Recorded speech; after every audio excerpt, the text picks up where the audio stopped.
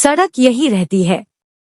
एक दिन शेख चिल्ली कुछ लड़कों के साथ अपने कस्बे के बाहर एक पुलिया पर बैठा था। तभी एक सज्जन शहर से आए और लड़कों से पूछने लगे, क्यों भाई, शेख साहब के घर को कौन सी सड़क गई है? शेख चिल्ली के पिता को सब शेख साहब कहते थे।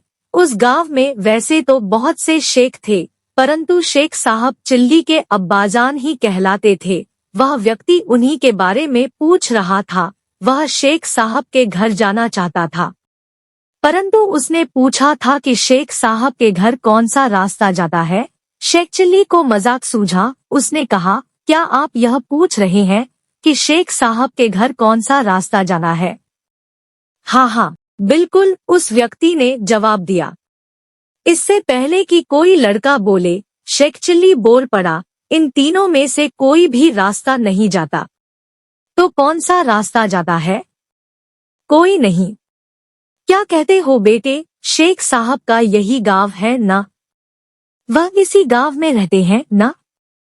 हाँ, रहते तो इसी गांव में हैं।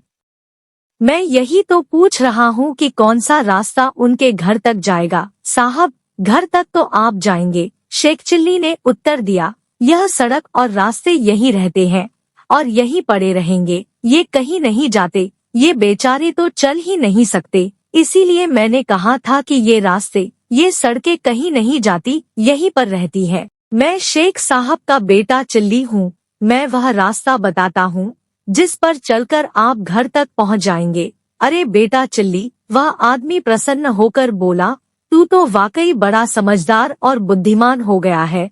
तू छोटा सा था जब मैं गांव आया था, मैंने गोद में खिलाया है तुझे। चल बेटा, घर चल मेरे साथ। तेरे अब्बा शेख साहब मेरे लंगोटिया यार हैं और मैं तेरे रिश्ते की बात करने आया हूँ। मेरी बेटी तेरे लायक है, तुम दोनों की जोड़ी अच्छी रहेगी। अब तो मैं तुम दोनों की सगाई करके ही जाऊंगा। शेख चिल्ली उस सज्जन के साथ हो लिया और अपने घर ले गया। कहते हैं आगे चलकर यही सज्जन शेख चिल्ली के ससुर बने।